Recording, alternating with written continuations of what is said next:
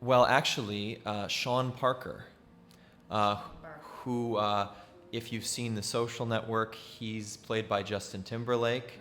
He, chairman of Facebook for a while. He's starting a really cool AI company called Cantina, and he wanted to acquire us.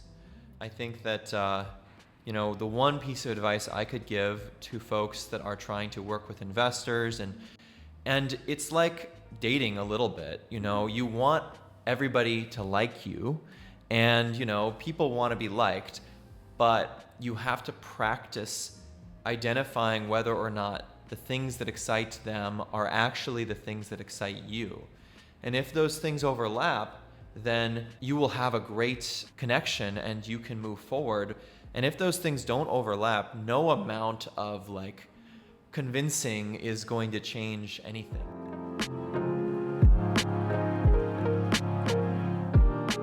I see. So do you have your co-founder? Well, that's a really interesting question. And maybe it can help anybody out there who's kind of interested in this, because I've had kind of an interesting journey there. So I had co-founders right at the beginning. They were friends of mine that I met through a mutual friend. They were both essentially unemployed filmmakers. Well, they had maybe part-time employment, but for the most part, I think they were trying to be artists in Los Angeles, making films, but they were starting to work on AI stuff. And so if you're looking for a co-founder, I think this is the best thing I can say is just, don't go out to people and be like, oh, will you be my co-founder? That's not a good idea. What you should do is you should say, I'm working on this project and I need help. Can you help me with this? And then and then eventually what will happen is, if they're good people, only with good people, once they start to help you, they'll feel proud. And then they'll want to continue because that's something that they built and they worked on and they feel proud of. And then they'll be trapped because, but in a positive way, because they're working on it. So that was kind of how I met them, and I asked them for help. And then we kind of got together. And actually, a few months ago, we split up. And so I'm running the company and they are going to work at a different group. But so that was an interesting experience as well. I think that's maybe a caveat, is if you find people that want to be artists, you can't make them want to be startup founders. You can do it for a little while, but, listen to what people are telling you, because if somebody wants to be an artist, then maybe they don't want to be a startup founder, You are right. Makes sense. I see. Thank you so much for sharing this story. Okay. Did you join any accelerator program? We did, yes. We did Berkeley SkyDeck. I see. It's so famous. Well, I don't know, but we had a good time of it. We were in batch 17. We went through essentially a little over a year ago. And it's a great program. Berkeley SkyDeck is, I think, one really great thing about it is they're only doing 20 companies a batch. And so that's enough that, you can get in and go there, but also it's not too many that, you still get a lot of individual attention from the people running the fund. You get really close with all the other people who are going through with you. And, they personally helped us to secure the investors that we are now closing this seed round with. But really any accelerator, even if you think, hey, this is going to take so much equity, I think you might underestimate how hard it will be. And in an environment where it's really hard to start a startup and to get it to grow, you should try to take every advantage that you can. And you should leverage those advantages to beat the people who you might be competing against and to help serve your customers better. So rather than thinking about it in one way, think about it in terms of what would create the story that best helps your customers and makes them a success. And I'm curious, selected by Berkeley SkyDeck accelerator and then joined, and then maybe you did demo day, right? So before joining and after the demo day, what do you think? did your mindset change? I think that the process of going through is really exciting and fun. And one thing is I say it's good to do the accelerator, but you shouldn't listen to what anybody says about timeline or anything. Maybe going through one thing in SkyDeck, and I think all accelerators do this, and probably a lot of other organizations, they say, well, you could expect to raise at this time, and you can expect this to happen. And really, truly, they have no idea what's going to happen. So I think coming out, we maybe thought, oh, it's going to go like this. And then we realized, you don't deserve anything, and you have to kind of make it happen, regardless of whether you are doing this or not. So I guess the mindset was, I guess we took ourselves more seriously coming out of it, which was good. And we felt empowered to go and build an even better product than we had before. But, it took us a while to raise. We didn't raise right out of the program. I see. Yeah, okay, let's talk about your fundraise. Yeah, we have kind of officially closed this fundraise, by the time this comes out. And so it's super exciting. I think that, the one piece of advice I could give to folks that are trying to work with investors, and, I was a debater throughout. Sorry? I debated, debated in high school and college. And I really love debate. I love trying to win or just get the point across. But I think the realization is that when you're pitching, it's not about conveying information. It's just about making sure that your counterparty understands and building a relationship with them and finding the things that they're excited about. And it's like dating a little bit. You want everybody to like you. And, people want to be liked, but you have to practice identifying whether or not the things that excite them are actually the things that excite you. And if those things overlap, then you will have a great connection and you can move forward. And if those things don't overlap, no amount of convincing is going to change anything. Thank you so much. Wow. And then, as you mentioned, after demo day and few months, you didn't get fundraise. So I don't know the situation. Maybe other your friends or founders who finished same cohort, some of them got fundraise quickly. So was it kind of feel anxiety or why? These emotion, did you little bit have? What do you think? Definitely, we were like, what the heck? I think that for anybody, even if you're a founder and you have co-founders and maybe an accelerator is telling you, hey, you can raise this money, and then you don't, well, people are going to be like, hey, maybe we're not so hot as we thought we were. Maybe we aren't really that good. But the important thing to realize is that means nothing, because these investors are carried by different forces than you are. And for us, what was really important was actually making more money with the company and having revenue grow. And all of a sudden, as revenue is growing, you start to say, you know what, I think that maybe we will raise money, maybe we won't. But we're having fun, we're helping people, and we're making money to sustain this. And so nothing in the world could be better. This is amazing. For example, if I have something negative emotion, why I cannot act like normal other ladies? Why I am weird, or why I couldn't achieve this, blah blah blah. So tend to blame myself. If I have such a situation, okay, I know this pattern. So, for example, go for walk, or I love yoga, so doing yoga and let's restart my day. Or I'm a big fan of journaling to reflect myself yesterday. Okay, I did cook veggie. Yes. I talked with my best friend. Yes. I did volunteer for this event. Yes. Oh my gosh, I am a good person. Like that. To accept myself as a valuable person, a good person. And then, okay, next step. What should I do now? Like that. How about you, Nathaniel? You look so positive energy person, but I think you also have like sometimes like wavy emotion, or you have to reset your thinking. So could you please tell us about your how to manage your emotion, mindset, or even like physical? Absolutely, yeah.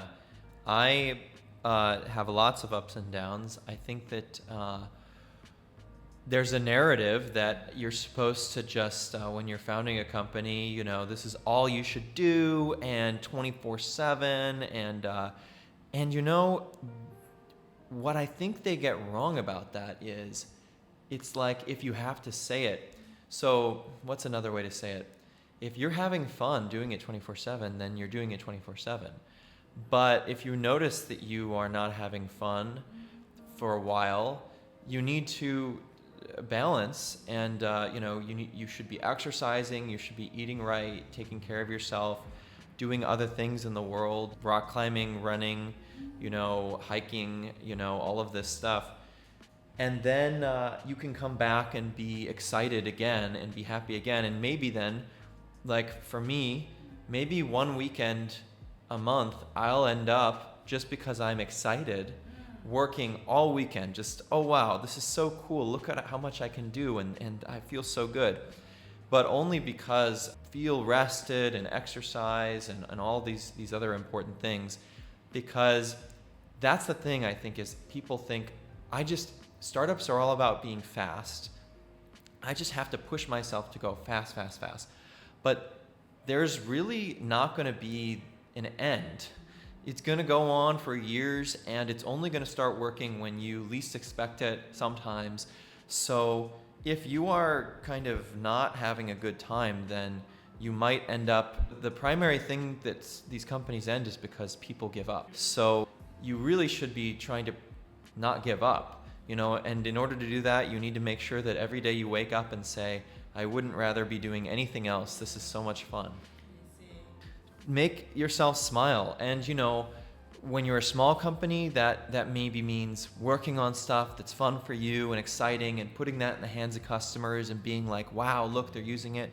And as you start to get bigger, it means bringing on people who you're excited to work with. And when you come into work every day, you're like, whoa, I wonder what this person's going to bring to me. They are such a creative, inspiring person. We're going to do amazing things together. So, at least where I am now, that's my goal, and that's what I'm excited about. Could you please tell us the milestone in this 1 year? Well, it's now the end of July, so about a year ago, we got a term sheet from a VC. I have a question. Oh, yeah. So, term sheet is a real paper or like Google spreadsheet? It wasn't a real piece of physical paper, but it was a Google document, or whatever. But basically it just lays out the idea, the concept of a deal. But what happened was we started to work more with this firm about maybe carrying through with this term sheet.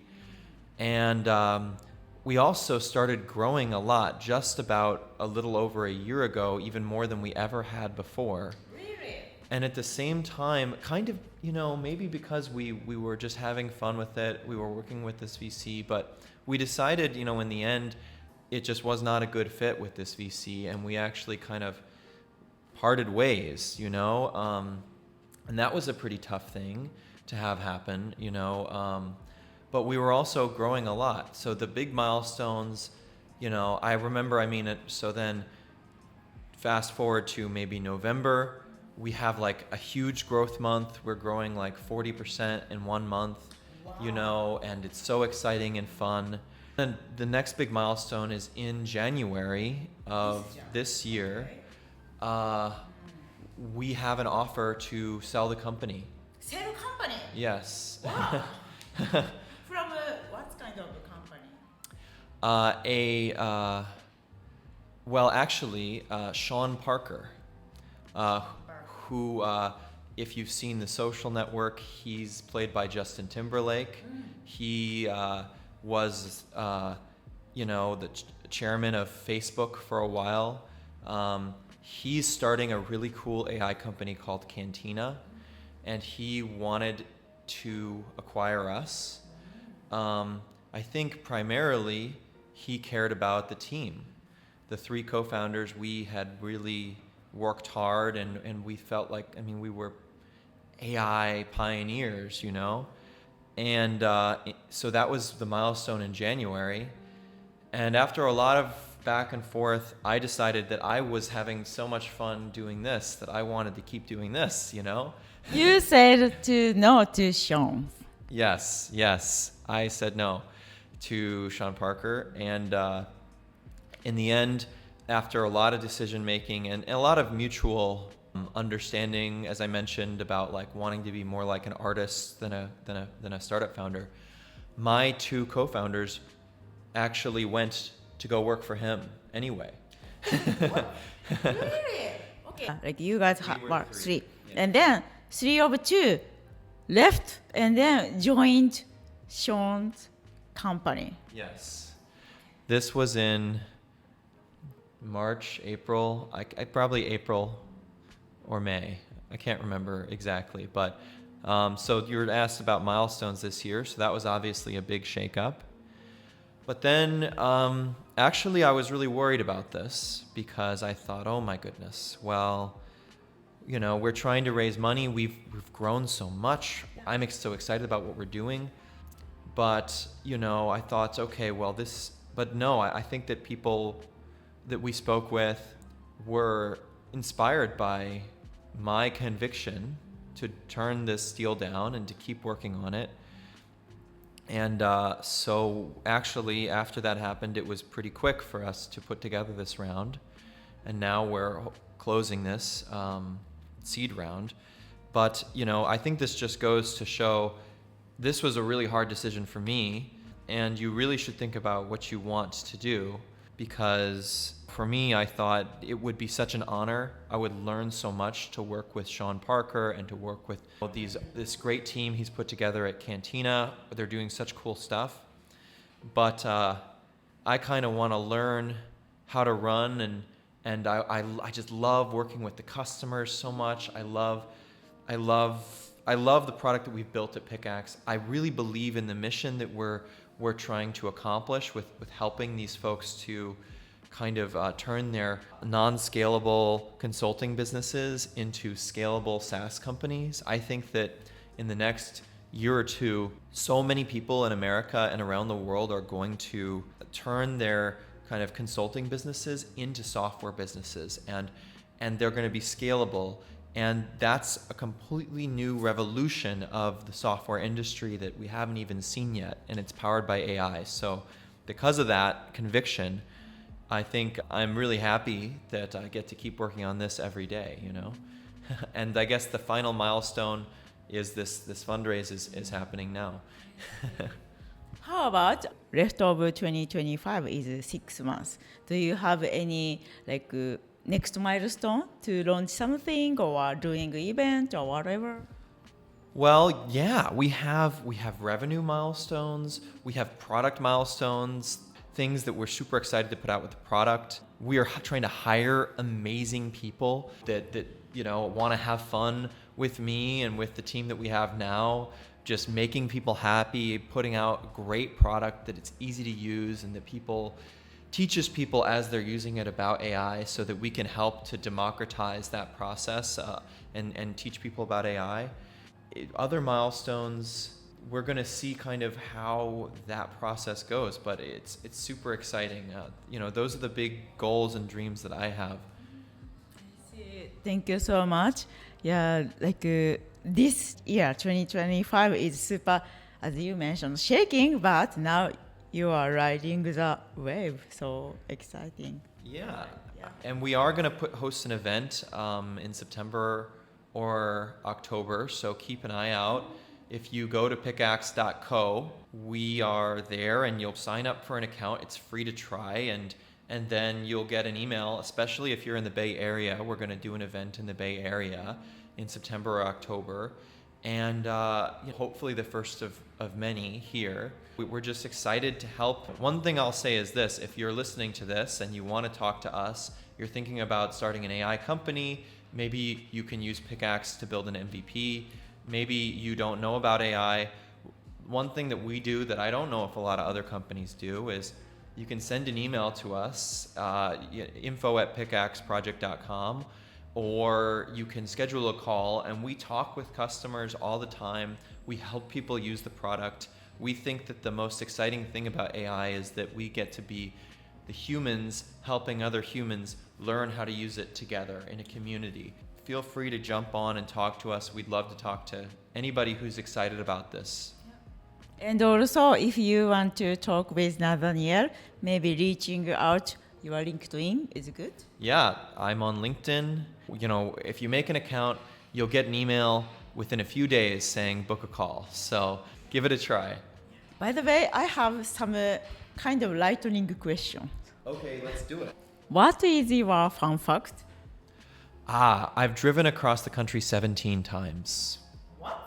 I grew up in Massachusetts. I moved to California. I've moved back to Florida. I moved back and forth across the country. And I also love to do long road trips. So I've driven across the country probably more than 17 times at this point. Really?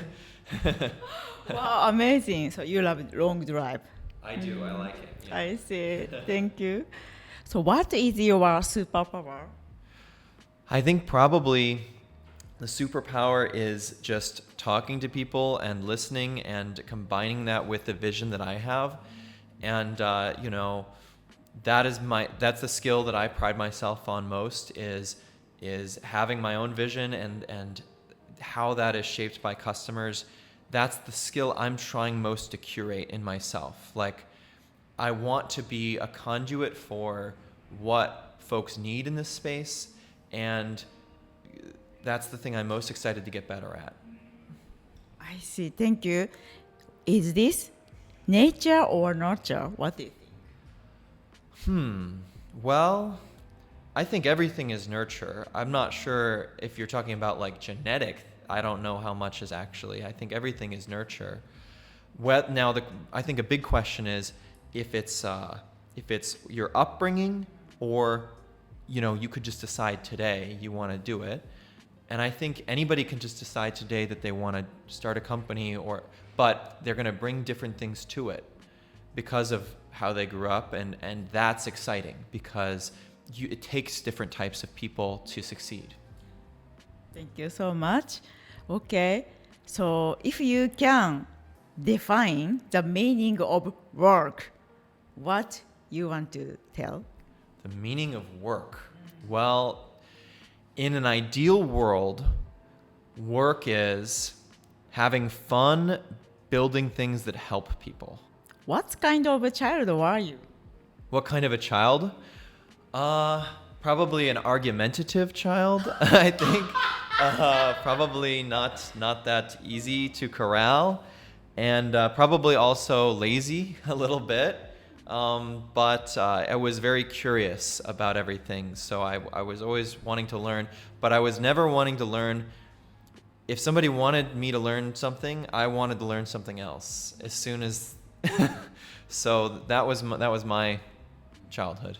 So you often ask to your parent, why, like that?